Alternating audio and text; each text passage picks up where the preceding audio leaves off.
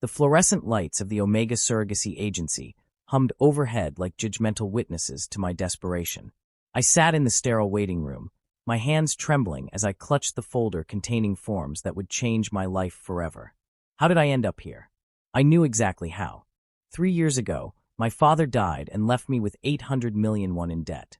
2 years ago, my mother collapsed at work. Stage 3 kidney failure, requiring immediate transplant surgery, costing another 50 million won. 1 year ago, my 15-year-old brother sobbed in my arms because I told him he'd have to quit school. I was 26 years old, and I'd already lived 3 lifetimes worth of suffering.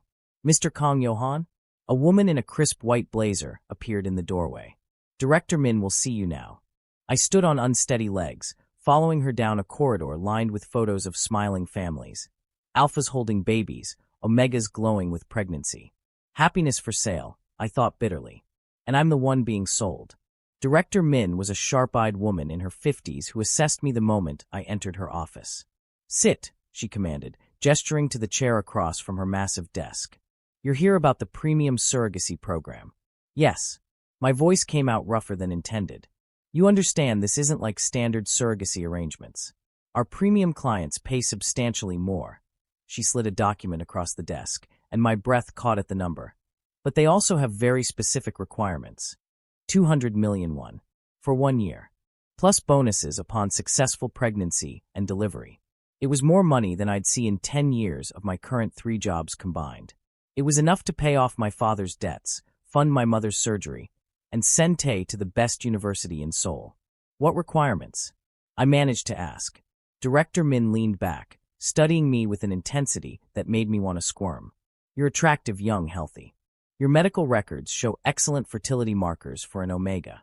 But our premium client isn't looking for a simple transaction. He wants a partner. Someone who will live with him for the duration of the contract.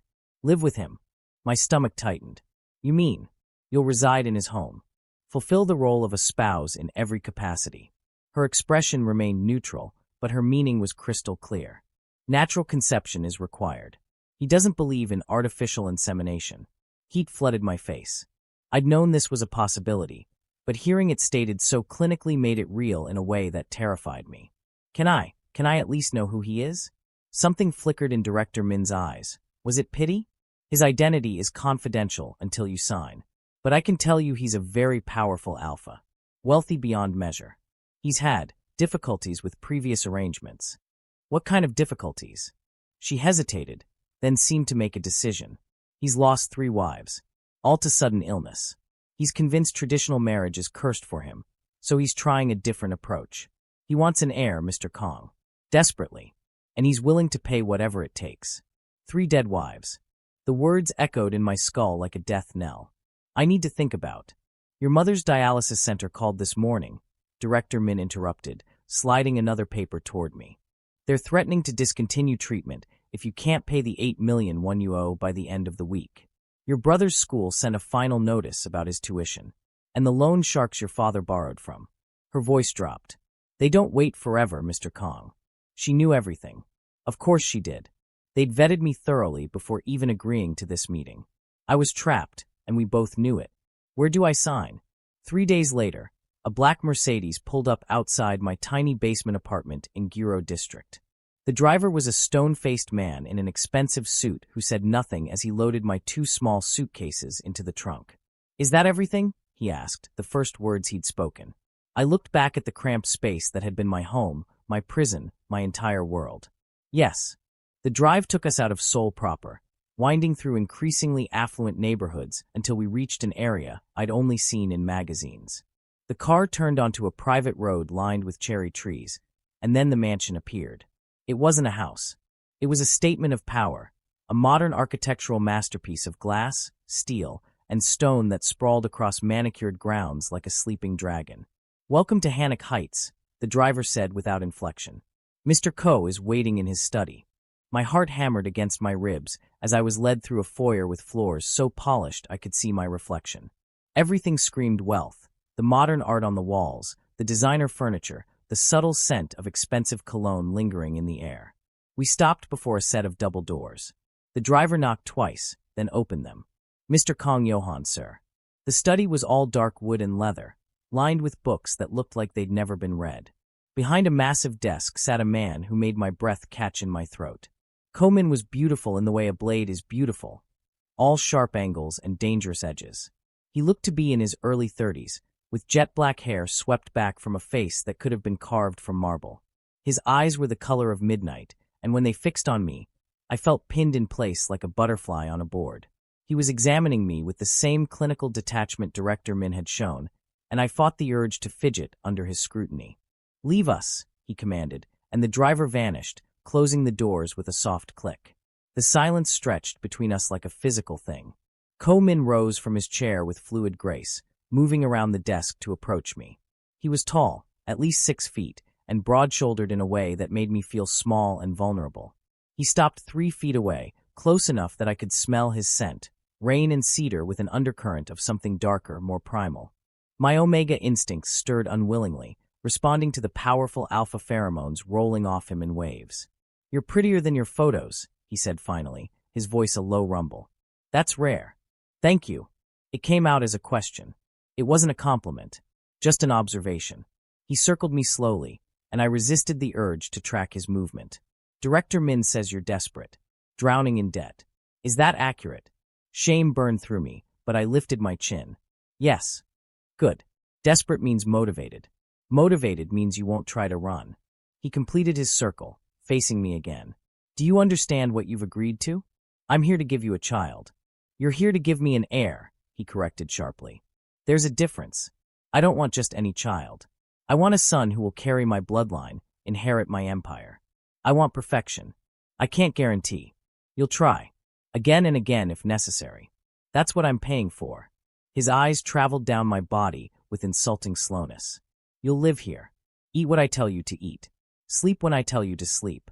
And when I require you in my bed, you'll come without question or hesitation. Is that clear?" Every word felt like a slap, stripping away what little dignity I had left. But I thought of my mother's pale face on the dialysis machine, of Tay's tears, of the lone sharks who'd started leaving threatening messages. "Crystal clear," I whispered.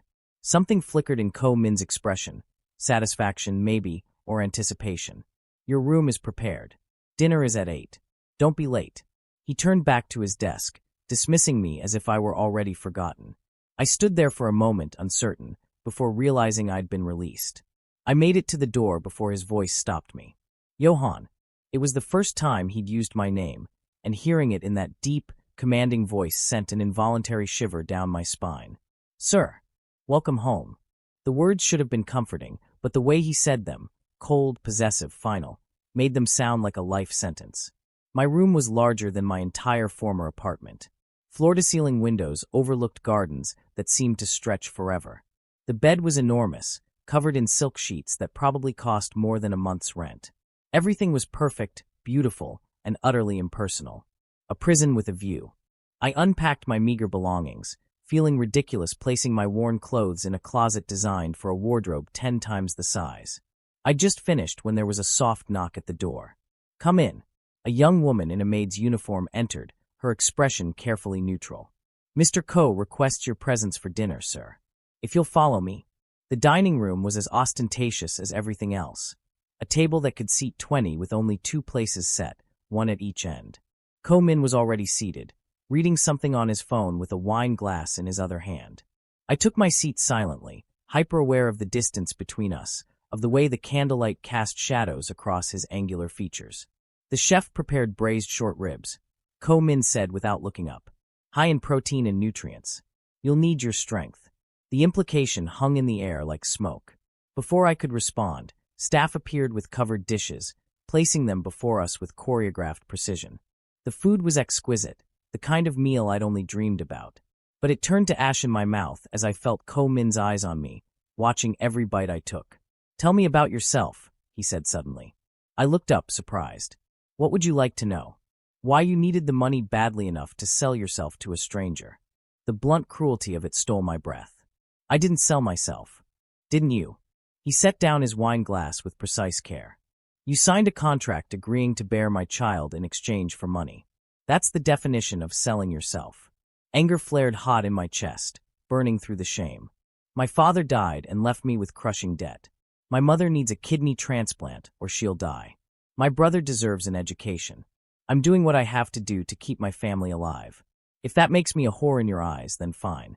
But at least I'm a whore who loves someone. The words hung between us, sharp and dangerous. I expected him to rage, to throw me out, to terminate the contract. Instead, Ko-min smiled, a small, genuine curve of his lips that transformed his face from beautiful to devastating. There it is, he murmured. Fire. I was beginning to think you were just another broken thing. He leaned forward slightly. I don't want someone who'll just lie there and take it, Yoan. I want someone who fights. Someone who makes me work for every inch. Heat flooded my body, part anger, part something more confusing. I'm not a challenge for you to conquer. Aren't you?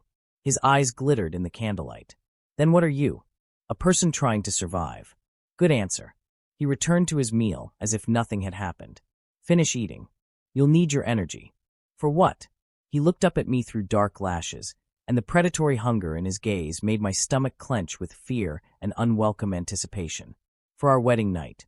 The words echoed in my head as I was led back to my room by the same silent maid. Mr. Ko requests you come to his chambers in 1 hour, she said. The door at the end of the hall. Please don't be late. When she left, I stood in the middle of my beautiful prison, my mind racing. This was it. This was what I'd agreed to. What I'd sold myself for, as Ko-min had so brutally put it. I showered with hands that wouldn't stop shaking, trying to prepare myself mentally for what was coming. I'd had boyfriends before, 3 to be exact. But they'd been tender, careful with me. They'd known about my Omega biology and had treated me like something precious. Ko-min looked at me like I was a means to an end, a vessel for his heir. Nothing more. When the hour was up, I walked down the hallway on unsteady legs. The door to his chambers loomed before me like the entrance to another world. I knocked softly. Enter. The room was dim, lit only by the city lights filtering through the windows and a few strategically placed lamps. It was masculine and minimal, all dark colors and clean lines. And dominating the space was a bed that looked more like an altar. Ko-min stood by the window, still dressed, but with his shirt partially unbuttoned. He turned when I entered, and even in the low light, I could see the intensity in his eyes. Close the door. I did, my hand lingering on the handle, as if I might need to escape quickly. Come here. My feet moved of their own accord, carrying me across the room until I stood before him. This close, his scent was overwhelming, my Omega biology responding despite my fear, my body preparing itself for an alpha's claim. Ko-min reached out, his fingers grazing my jaw with unexpected gentleness. Are you afraid of me? Yes, I admitted. Good. Fear makes you honest. His thumb traced my lower lip, and I couldn't suppress the shiver that ran through me. I'm not a good man, Yoan. I won't pretend to be. I've done terrible things to build my empire, and I'll do more before I'm done. But I keep my promises. What promise? That if you give me what I want, a strong, healthy heir, I'll give you everything you need. Your mother will have the best surgeons in the country. Your brother will attend any school he chooses. Your father's debts will disappear like they never existed. His hand slid to the back of my neck, his grip firm but not painful. And when our year is done, you'll walk away wealthy enough to never have to depend on anyone again. And if I don't get pregnant, his expression darkened. Then we keep trying until you do. Before I could respond, he pulled me closer, his mouth descending on mine with a hunger that stole my breath. It wasn't gentle or exploratory, it was possession, pure and simple. His lips demanded surrender, his tongue claiming every inch of my mouth as if mapping territory. My body responded traitorously, heat pooling low in my belly as my Omega instincts screamed at me to submit, to please this powerful alpha. But some part of me still fought, still remembered that I was more than just a vessel. I pulled back, breathless. Wait. No. His voice was rough, commanding. You signed the contract. You agreed to this. And right now, I need you to stop thinking and start feeling. His mouth found my neck, teeth grazing the sensitive scent gland there. Not biting, not yet, but the threat of it making my knees weak. His hands were everywhere, removing my clothes with efficient movements that spoke of experience. Ko-min. I tried again, but he silenced me with another devastating kiss. Tonight, you call me Min, he growled against my lips. And I want to hear you scream it. I woke to sunlight streaming through unfamiliar windows and a body that ached in ways I'd never experienced before. The memories of the previous night crashed over me like a wave. Ko Min's hands on my skin, his mouth claiming every inch of me, the way he'd taken me apart with calculated precision. There had been no tenderness, no whispered affections. Just raw, primal need and a single-minded determination to achieve his goal. He'd been insatiable, pushing my body to its limits and then beyond. 3 times through the night, each more intense than the last. And when I'd begged him to stop, to give me a moment to breathe, he'd simply pinned me down and whispered, "This is what you agreed to." Now the bed beside me was empty, the sheets already cold. Of course he was gone. Why would he stay? I dragged myself to the shower, wincing with every step. The hot water stung against skin that was covered in marks. Bruises on my hips where his fingers had gripped too hard, bite marks on my shoulders and throat. Evidence of his claim, branded into my flesh. 1 year, I told myself, staring at my reflection in the mirror. You can survive 1 year of this. But looking at the hollow-eyed stranger staring back at me, I wasn't so sure. A soft knock at my door announced breakfast, delivered on a tray since apparently I wasn't expected to join Ko Min for the morning meal. The note attached was written in sharp, precise handwriting. Rest today. Doctor will examine you this afternoon. Expect me tonight at 10. No signature. No pleasantries. Just commands. I picked at the food, more expensive ingredients prepared by a chef who probably earned more than I used to in a year. Everything tasted like cardboard. The doctor arrived at 2 p.m. sharp, an older woman with kind eyes who examined me with professional detachment. She checked my vitals, drew blood, performed an ultrasound. "Everything looks good," she said, packing up her equipment. "Your body is responding well. Ovulation should occur within the next 48 hours, so the timing is optimal." "Optimal," I repeated numbly, as if I were a breeding mare being prepared for stud. She must have seen something in my face because her expression softened. "Mr. Kong, I know this isn't easy, but you're young and healthy. The chances of conception are very high. With luck, you'll only have to endure a few weeks of active attempts." Endure. Even she couldn't pretend this was anything but an ordeal to be survived. After she left, I wandered the mansion like a ghost. The staff gave me a wide berth, their eyes sliding away whenever I passed. They knew what I was, what I'd become. I found myself in the library, a massive room lined with books from floor to ceiling. Unlike the ones in Ko Min's study, these showed signs of being read. Worn spines, dog-eared pages, marginalia in the same sharp handwriting from this morning's note.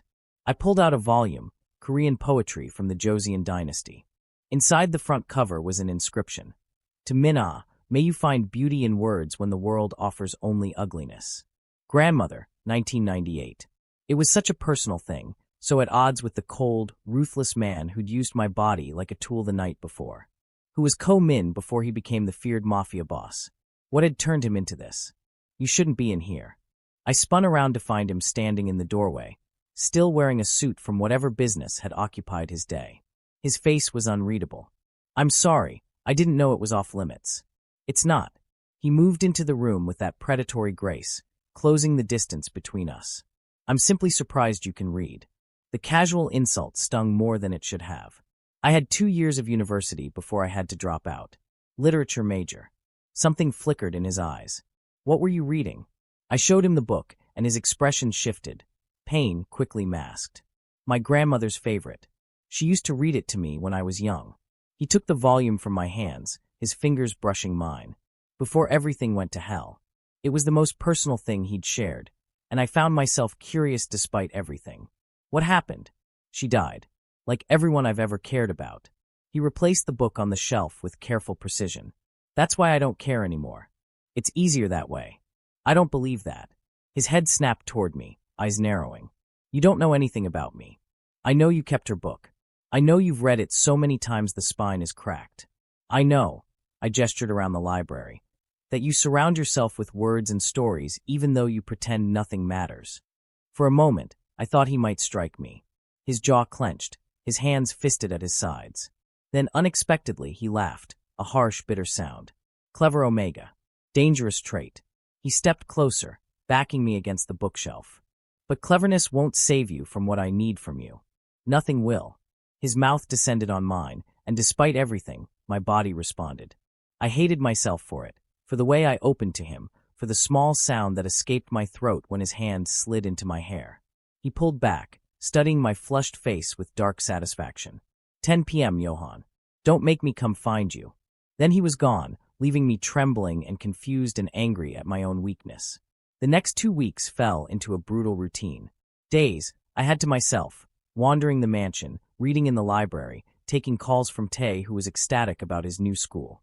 Ko-min had kept his promise. My brother's tuition was paid in full, and my mother was scheduled for surgery the following month with Seoul's top transplant surgeon.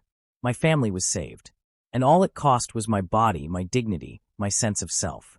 Nights belonged to Ko-min. He would summon me to his chambers at 10 p.m. sharp, and what followed was always the same, efficient, intense, singularly focused on his goal. He knew my body better than I did, knew exactly how to touch me to get the responses he wanted. But there was no affection in it, no connection beyond the physical. Except, small things were changing. The fourth night, when I winced as he pulled me onto the bed, he paused. "I'm hurting you." "It's fine," I lied. His eyes narrowed. "Don't lie to me."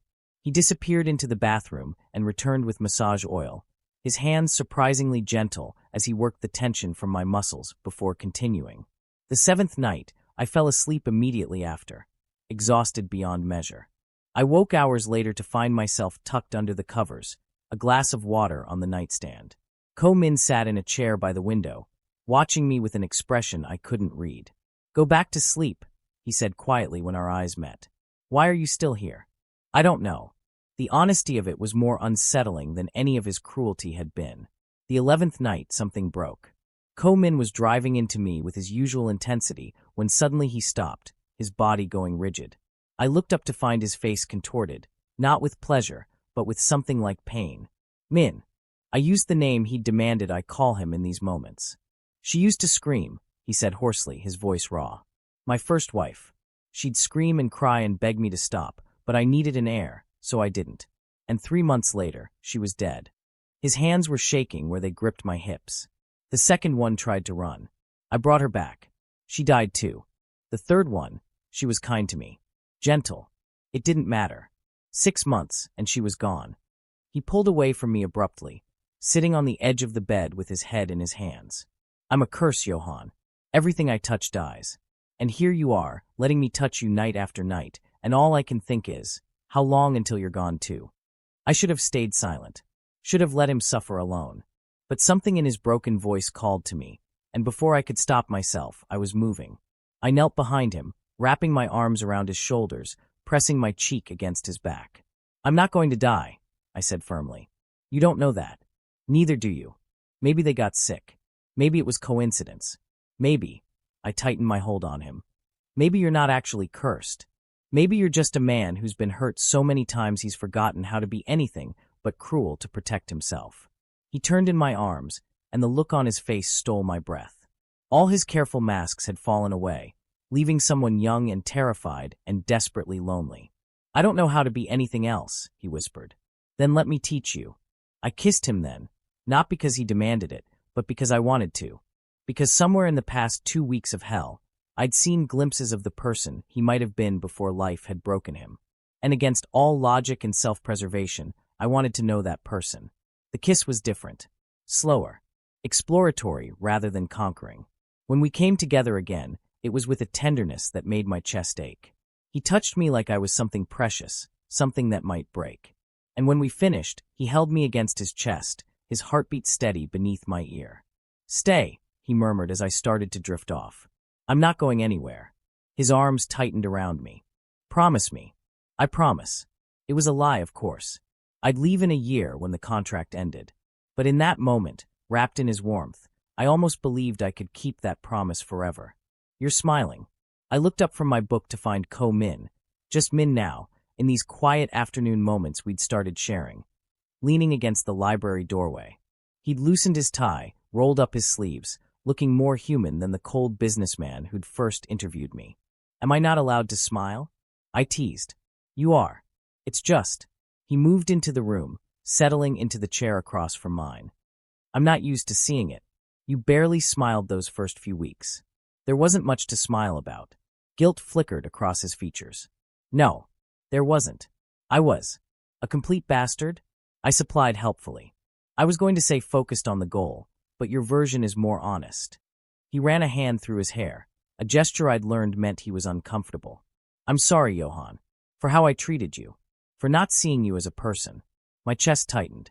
We'd been dancing around this for days, this shift in our relationship from captor and prisoner to something dangerously close to actual partners. What changed? You did. Or rather, you didn't. He leaned forward, his dark eyes intense. You could have let me break you. Most people would have. But every day, you'd fight back in small ways. You'd challenge me, argue with me, look at me like I was disappointing you. And I realized I didn't want to disappoint you. I wanted you to look at me the way you're looking at me right now. How am I looking at you? Like I'm someone worth knowing. Before I could respond, his phone buzzed. The warmth in his expression vanished instantly, replaced by cold professionalism as he read the message. I have to go. Business that can't wait.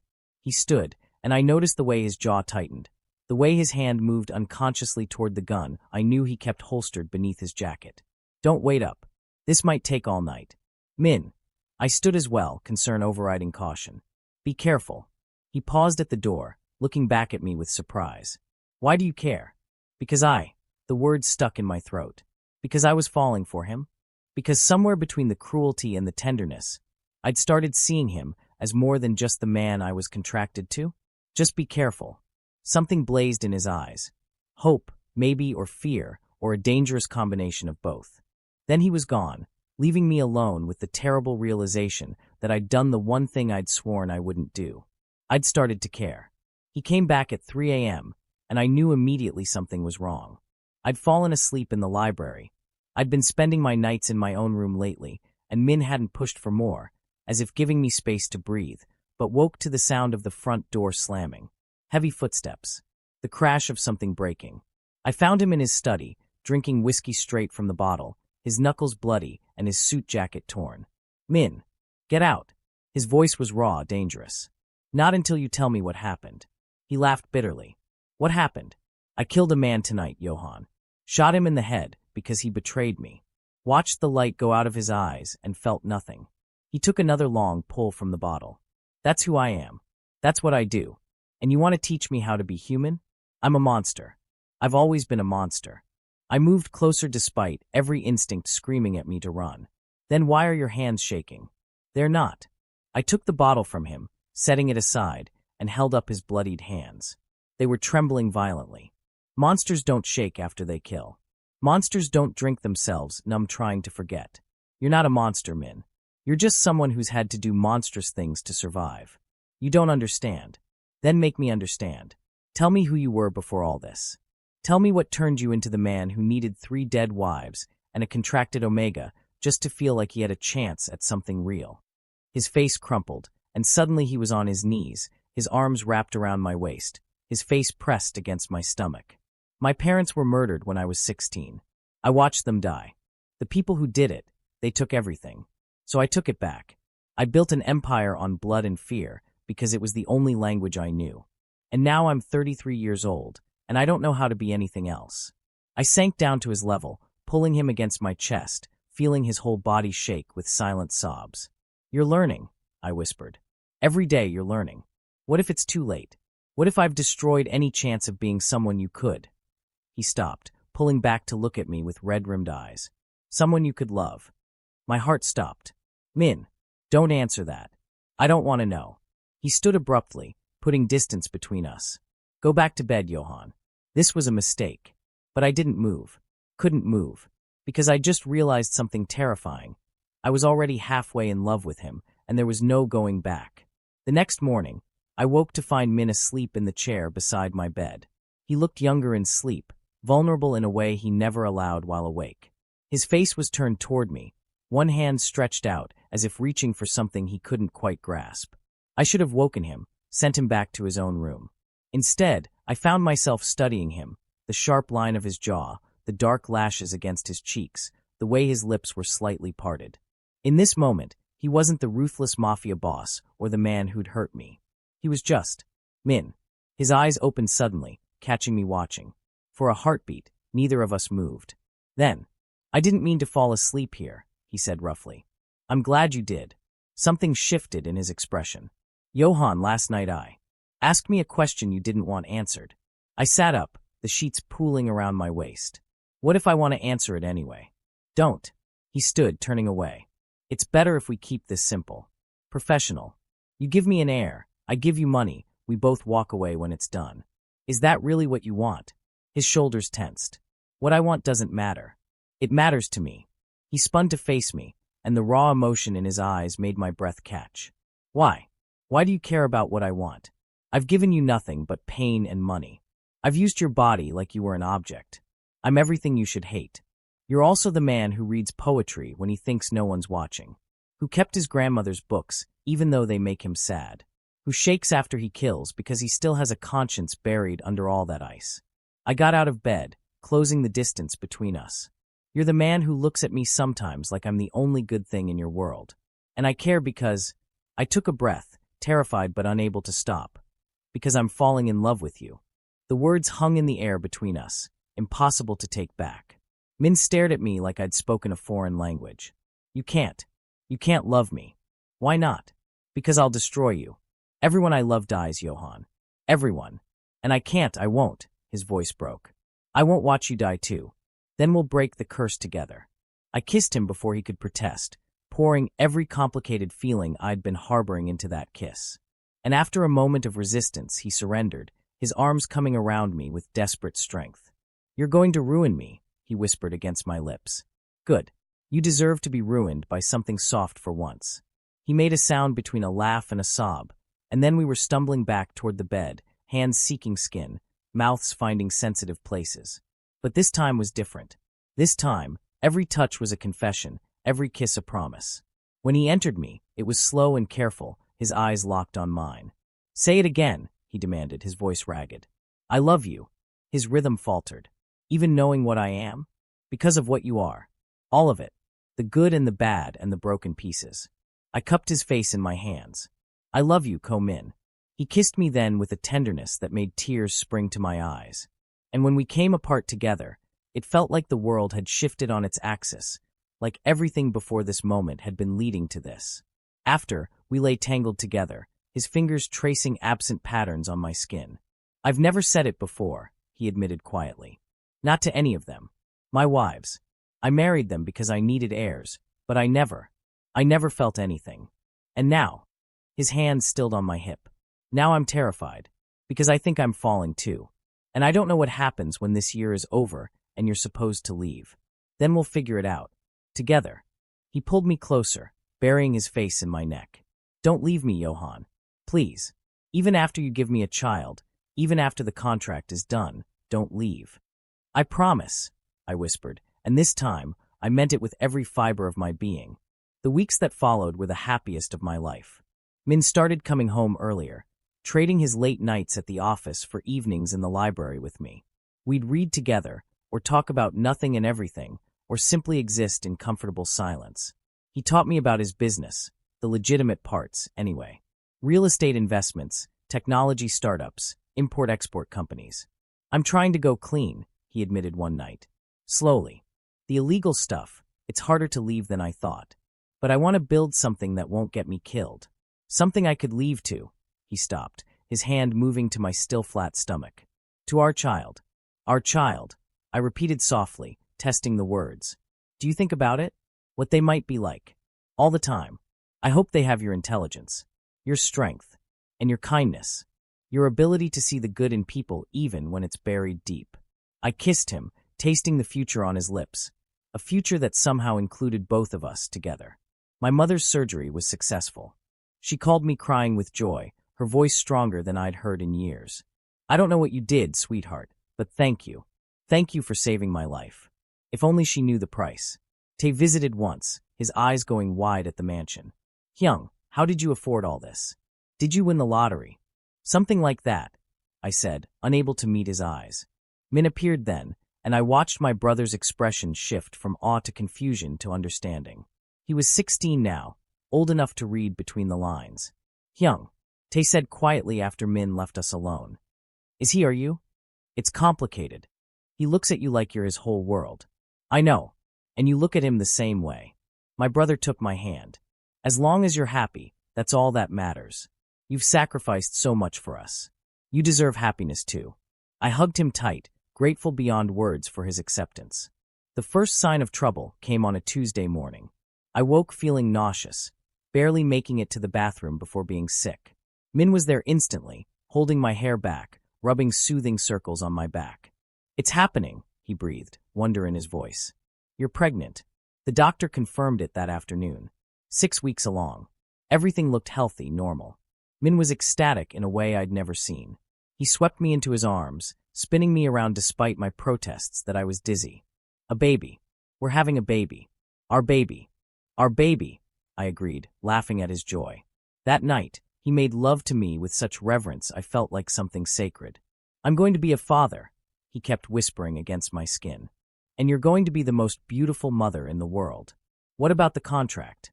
I asked later, nestled against his chest. "It says I stay until the birth, and then, fuck the contract." He tilted my chin up, forcing me to meet his eyes. "I love you, Yoan. I'm in love with you. And I want you to stay. Not as a surrogate, not as a contracted partner. As my husband. For real. Forever." My heart soared. "Are you proposing?" "I'm begging. Will you marry me? Will you let me spend the rest of my life making up for how I treated you at the beginning? Will you?" "Yes," I interrupted, kissing him deeply. "Yes to all of it. I love you. I want forever with you." We celebrated that night, our touches gentle because of the baby, but no less passionate for it. And as I fell asleep in his arms, I thought maybe, just maybe, we'd actually get our happy ending. I should have known better. The threats started 3 days later. Min came home late, his face like thunder. "We need to talk." He sat me down in his study, his hands tight on my shoulders. "There are people, rivals, enemies I've made over the years, who have learned about you. About the baby." Ice flooded my veins. "What are they saying?" "That you're a weakness. A vulnerability they can exploit." His jaw clenched. "That if they want to destroy me, all they have to do is take you away." "Min, I'm increasing security. Guards around the clock. You don't leave the mansion without me. And if anything happens, anything at all, you run. You take our baby and you run and you don't look back. I'm not leaving you. You will if it means keeping our child safe." His eyes were fierce. "Promise me, Yoan. Promise me that if it comes down to choosing between me and our baby, you choose the baby." "Min, you're scaring me." He pulled me into his arms, holding me so tight I could barely breathe. "I'm scared too. For the first time in 15 years, I'm terrified. Because I have something to lose now. Something that matters more than power or money or revenge. I have you. And I won't, let them take you away from me." The security increased immediately. Guards at every entrance, cameras everywhere, bulletproof glass installed in all the windows. The mansion became a fortress. But it wasn't enough. It happened on a Thursday evening. Min was in a meeting in his study, one of his last remaining illegal contacts, trying to negotiate an exit from that world. I was in the library, one hand on my barely showing belly, imagining our future. The power went out suddenly. Then the backup generators failed. In the darkness, I heard gunfire. "Yoan," Min's voice sharp with panic. "Run." But before I could move, hands grabbed me from behind. A cloth pressed over my mouth and nose, smelling of chemicals. I fought, but my limbs were going numb, the world going fuzzy at the edges. The last thing I saw before darkness claimed me was Min bursting into the library, his gun raised, his face a mask of fury and terror. Then nothing. I woke to concrete beneath my cheek and the smell of mildew in my nose. For a moment, I couldn't remember where I was or how I'd gotten here. Then it all crashed back, the attack, the kidnapping, Min's face as I was taken. The baby. My hands flew to my stomach. Still there. Still okay. Please let everything be okay. Ah, he's awake. Good. I forced my eyes open to find a man standing over me, middle-aged, expensive suit, cruel eyes. Behind him, 3 armed guards. "Who are you?" My voice came out rough. "I'm the man Min destroyed 15 years ago when he built his empire. I'm the one who lost everything while he gained it all." He crouched down beside me, and I flinched away. "And now, I'm the man who's going to take everything from him. Starting with you and that bastard child you're carrying." Terror spiked through me. "He'll find me. He'll kill you." "Oh, I'm counting on him trying. That's the whole point.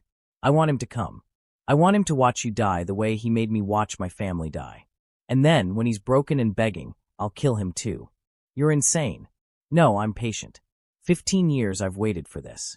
15 years of planning, preparing, waiting for him to have something worth taking. His hand shot out, gripping my jaw painfully. You should be honored. You're going to be the instrument of Ko-min's complete destruction.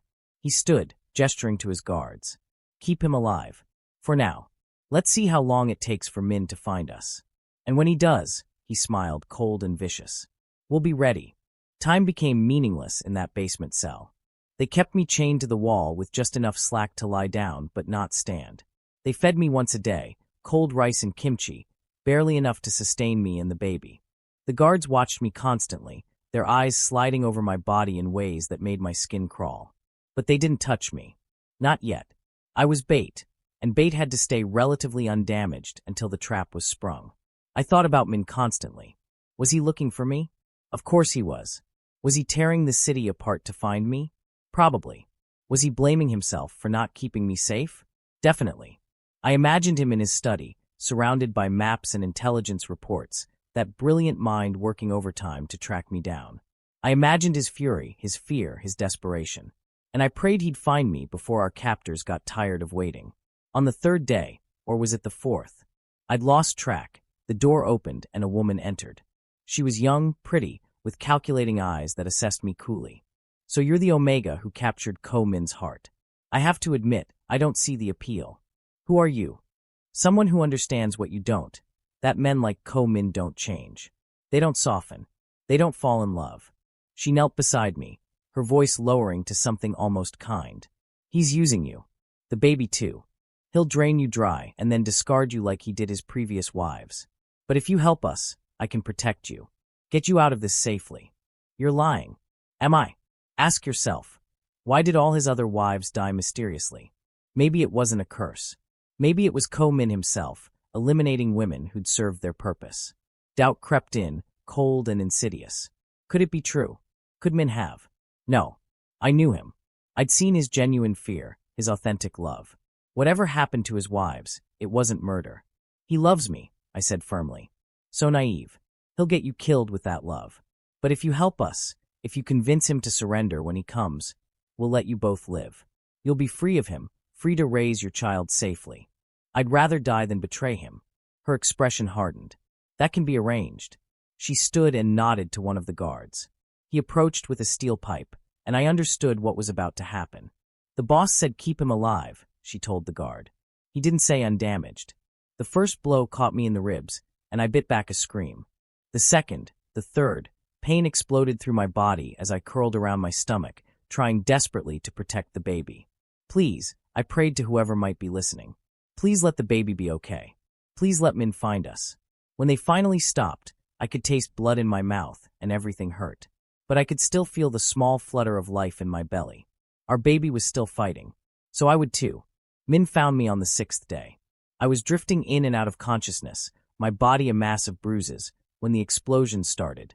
Gunfire. Shouting. The sounds of chaos and violence. Then the door to my cell burst open, and there he was. Min looked like an avenging angel, his suit torn and bloodied, a gun in each hand, his face a mask of controlled fury. But when his eyes found me chained to the wall, something in him broke. Yoan. My name was a prayer on his lips as he holstered his weapons and rushed to me, his hands shaking as he examined my injuries. God, what did they do to you? I'm okay, I managed, though we both knew it was a lie. The baby. I'm getting you out of here. Both of you. He shot the locks off my chains with terrifying efficiency, catching me as I collapsed. I've got you. I've got you. You're safe now. He carried me through a building that had become a war zone. Bodies everywhere, some his men, most theirs. The man who'd orchestrated my kidnapping lay dead in a pool of blood, his cruel eyes staring at nothing. Min didn't slow down, didn't stop until we were in his car, speeding toward the hospital. He kept one hand on the wheel and one hand on me, as if afraid I might disappear if he let go. I'm sorry, he kept saying. I'm so sorry. I should have protected you better. I should have. Min, stop. This wasn't your fault. It was. They took you because of me. They hurt you because of me. And our baby, his voice cracked. If we lose the baby because I couldn't keep you safe, we're not going to lose the baby. We're fighters, remember? All three of us. He looked at me then, and the love and fear and desperation in his eyes made my chest ache. I can't lose you. Either of you. You're my entire world, Yoan. Without you, I'm nothing. Then it's a good thing you found me. The hospital kept me for 3 days. Broken ribs, internal bruising, severe dehydration. But miraculously, impossibly, the baby was fine. Resilient, the doctor said. A fighter, just like their parents. Min never left my side. He slept in the chair next to my bed, refused food until I ate first, held my hand like it was a lifeline. And when the doctor confirmed the baby's health, he cried. The first time I'd ever seen him truly break down. Thank you, he whispered against my stomach.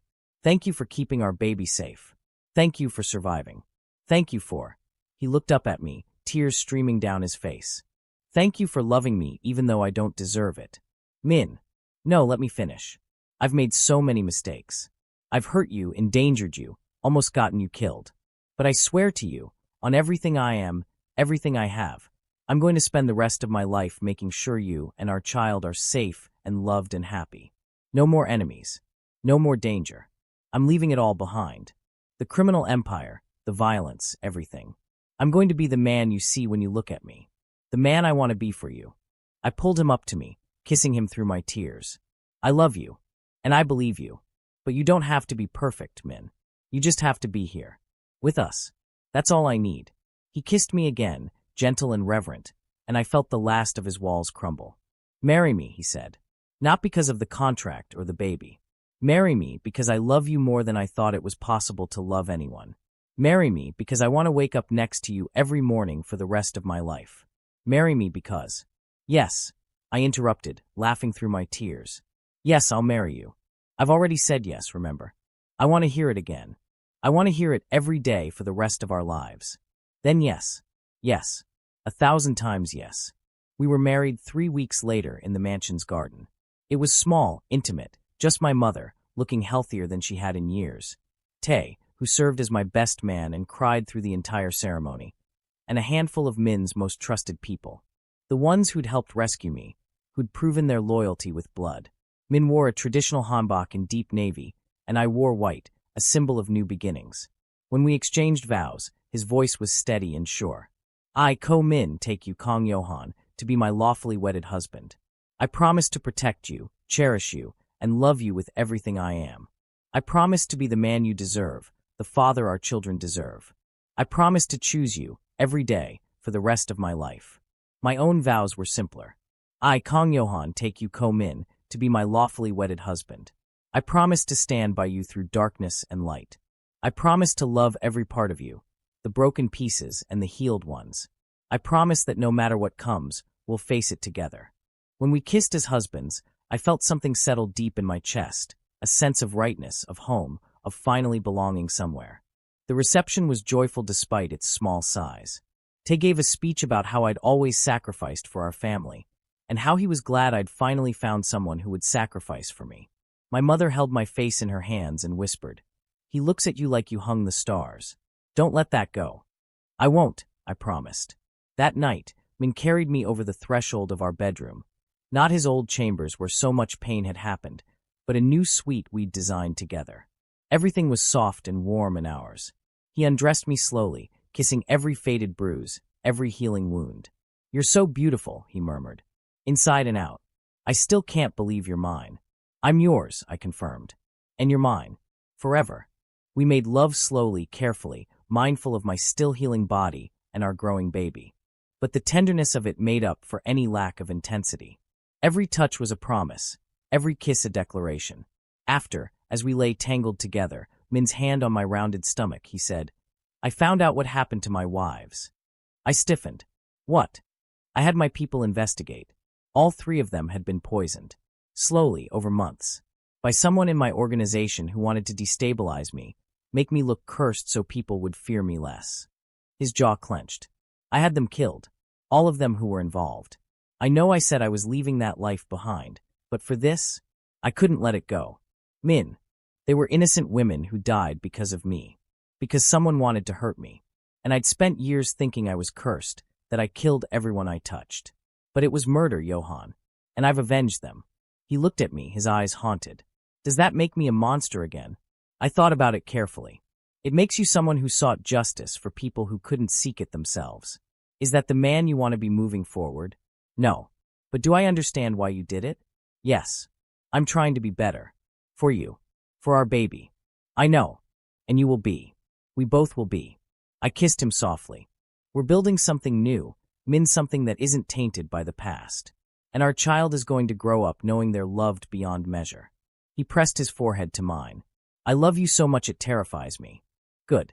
I like you terrified. It keeps you honest. He laughed, the sound warming me from the inside out. What did I do to deserve you? You let me teach you how to love. And you loved me back, even when it was hard. Even when you were scared. Always, he whispered. I'll always love you. At 5 months pregnant, I finally let Min come with me to an ultrasound appointment. He'd been hovering anxiously, desperate to know everything about the baby's development, but afraid to push after everything that had happened. But I wanted him there, wanted him to experience this with me. The technician spread gel across my growing belly, and Min held my hand so tightly I thought my bones might break. His eyes were glued to the monitor as the image appeared. Everything looks perfect, the technician said, moving the wand around. Heart rate is excellent, development right on track. Would you like to know the sex? Min and I looked at each other. We'd discussed this. Yes, we said in unison. Well, in that case, the technician paused, a smile playing at her lips. I hope you're ready for quite an adventure. What does that mean? Min's voice was tense. It means congratulations. You're having quadruplets. The world stopped spinning. I'm sorry, what? I managed. Quadruplets. For babies. All healthy, all growing beautifully. It's incredibly rare, especially with natural conception, but she pointed at the screen, showing us 4 distinct forms. See? Baby A, Baby B, Baby C, and Baby D. Min made a sound like he'd been punched. I looked at him, worried he might faint, only to find tears streaming down his face. 4, he whispered. 4 babies. We're having 4 babies. Are you okay? I asked, suddenly nervous. I know this is a lot more than we expected. He kissed me, deep and passionate, not caring that the technician was right there. Okay. I'm beyond okay. I thought I'd never have a family. I thought I was cursed. And now you're giving me 4 children. 4 perfect little miracles. He laughed, the sound almost hysterical. How did I get so lucky? We don't know the sexes yet, the technician said, clearly amused by his reaction. Would you like to know? Yes, Min said immediately. Tell us everything. Baby A appears to be a boy. Baby B is a girl. Baby C is a boy. And Baby D is also a girl. 2 boys and 2 girls. A complete family in one pregnancy. Min looked at me like I'd handed him the universe. You're giving me 2 sons and 2 daughters. You're giving me everything I never dared dream of. We're giving each other everything, I corrected. This is our family, Min ours.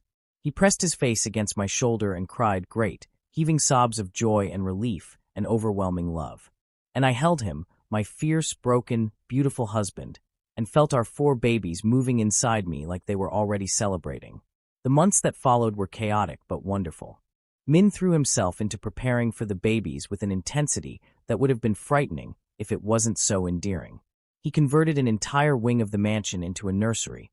4 cribs, each one custom-made and decorated according to what we'd started calling their personalities before we'd even met them. For Baby A, who kicked the most, a crib with stars painted on the ceiling. He's going to be a dreamer, Min declared. For Baby B, who always seemed calm, soft pastels and gentle music. She's going to be our peace. For Baby C, who moved constantly, bright colors and textured fabrics. He's going to be adventurous. For Baby D, who pressed against Min's hand whenever he touched my belly. Everything in warm golds and oranges. She's going to be a daddy's girl. I can already tell. My mother visited weekly, knitting tiny clothes and crying happy tears. Tay was excited to be an uncle, already planning how he'd teach them everything he knew. Even some of Min's men, the ones who'd become more like family, brought gifts and offered their protection to our growing family. They'll never want for anything, Min promised one night as we lay in bed, his hands splayed across my enormous belly. Not just material things. Love, safety, happiness. I'm going to give them everything I never had. We're going to give them everything, I corrected gently. You're not doing this alone anymore, Min. We're partners. He kissed me softly. Best decision I ever made, signing that contract. Best decision I ever made, teaching you how to love. You know what's funny? I thought I was hiring a surrogate, someone to give me an heir and then disappear.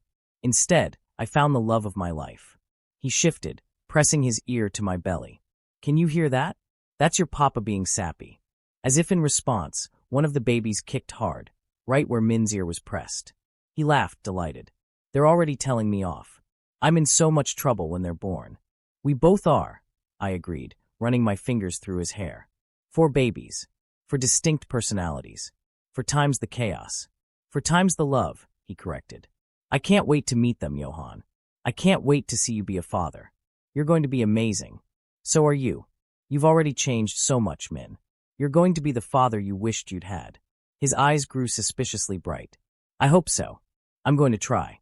Every single day, I'm going to try to be worthy of you and them. You already are. The babies came early, at 34 weeks. It was 3 a.m. when my water broke, and Min went from peaceful sleep to full alert in seconds. It's time? Is it time? Should I call the doctor? Should I? Min, breathe. I said, even though I was the one in labor. Yes, it's time. Yes, call the doctor. And yes, get the bags we already packed. The drive to the hospital was the longest of my life. Min held my hand the entire way, his face pale but determined. You've got this. You're so strong. You're going to be amazing. Easy for you to say. You're not the one pushing out 4 babies. I'd trade places if I could. Liar. Despite the fear and pain, I laughed.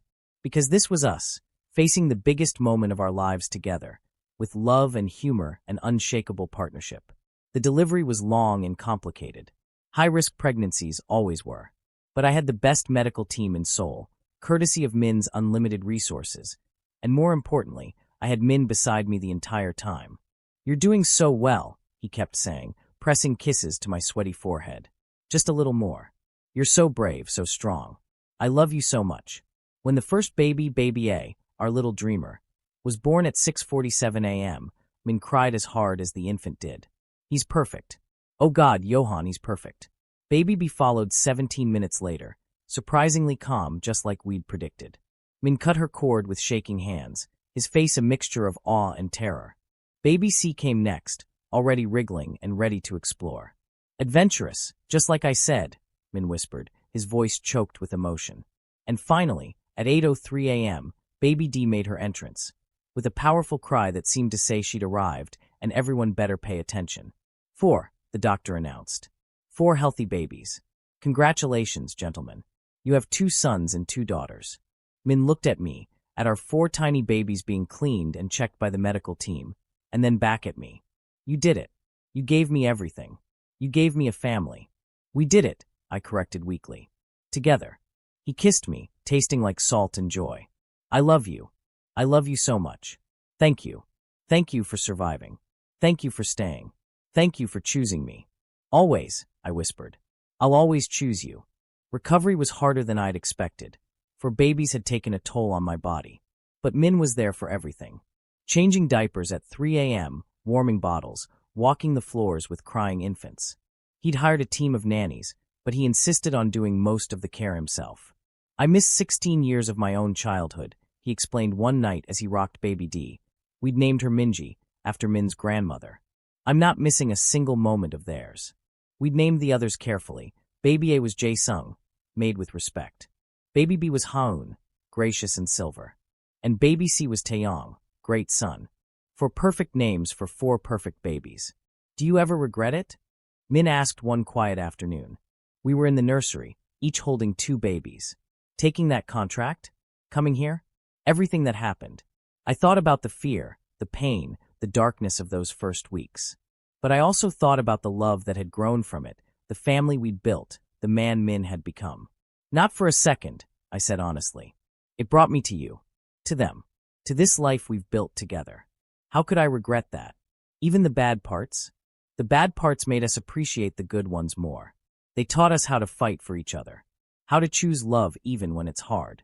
I shifted Haun in my arms, watching her tiny face scrunch up in sleep. Would I want to go through it again? No. But am I grateful for where it led? Absolutely. Min leaned over to kiss me, careful not to disturb the babies. You're the best thing that ever happened to me, Kong Yoan. You know that, right? Ko Yoan now, I corrected with a smile. I took your name, remember? Yoan, he repeated, like he was tasting the words. My husband, the father of my children, my entire world. And you're mine. All of you, the good, the bad, the reformed crime boss who cries during diaper changes. Hey, Jae-sung peed on me. That was traumatic. I laughed, startling Taeyong awake. He immediately started crying, which set off Minji, which woke Haeun and Jae-sung. Within seconds, all 4 babies were wailing in perfect chaos. Min and I looked at each other over the cacophony. This is our life now, he said. This is our life, I agreed. I love it. Me too. And as we moved together to soothe our 4 beautiful, demanding, perfect children, I realized that my borrowed heart, the one I'd sold to survive, had become wholly his. And his, once frozen and broken, had thawed completely for me. We'd saved each other in the end. Not with money or contracts or obligations, but with something far more powerful. Love. Pure, imperfect, hard-won love. 5 years later. Papa. Daddy. Jae-sung took my toy. Did not. Did too. I looked up from where I was helping Taeyong with his homework to find Minji and Jae-sung facing off in the living room, both red-faced and ready for battle. Haeun sat between them, calmly reading a book and ignoring the drama entirely. What's the rule? Min called from the kitchen, where he was attempting to cook dinner. He'd gotten better over the years, but better was relative. Share everything. All 4 kids chorused, though Jae-sung and Minji still glared at each other. And what happens when we don't follow rules? Time out, Minji admitted reluctantly, her little face falling. So what should you do? Apologize and share, Jae-sung sighed. They hugged it out with the dramatic flair of 5-year-olds, and crisis was averted. For now. Min appeared in the doorway, an apron tied around his waist and flour somehow in his hair. How is it possible that 4 small humans create this much chaos?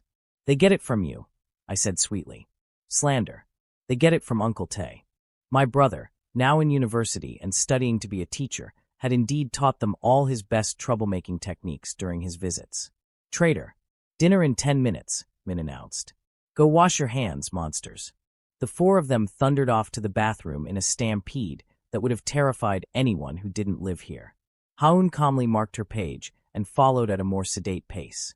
Min collapsed onto the couch beside me, pulling me against his chest. Remember when we thought 1 baby would be hard?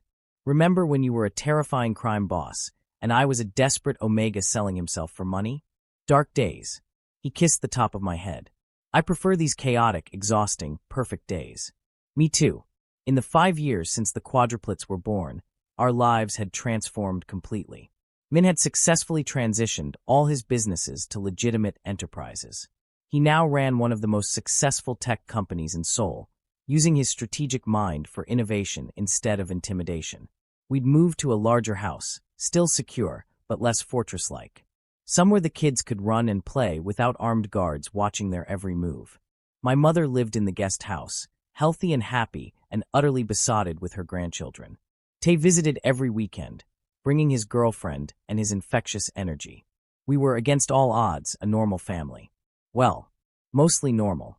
Mr. Ko, one of the house staff, appeared. Mrs. Kong is asking if the children can sleep over tonight. She wants to have a grandma party. Min and I looked at each other. A night alone, without 4 demanding 5-year-olds? Yes, we said simultaneously.